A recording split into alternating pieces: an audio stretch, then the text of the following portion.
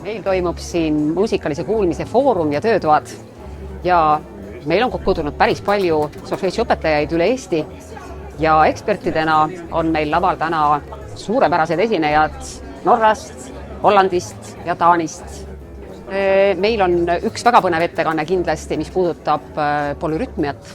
Kuna rütmiteema on meil solfeedžiotundides natukene nagu tahaplaanile jäänud, siis ma arvan, et sealt me näeme väga põnevaid nippe, meetodeid, kuidas solfeedžiotundi muuta rütmi abil lõbusamaks ja huvitavamaks.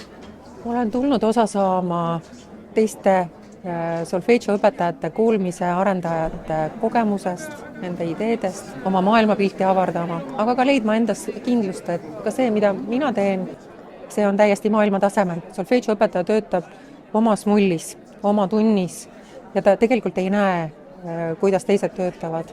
Ja kui keegi on nõus jagama oma kogemusi, siis see on väga teretulnud. Ma ootan nooremate lastega seotud ideid, aga ka kõik ülejäänud ideed on väga teretulnud.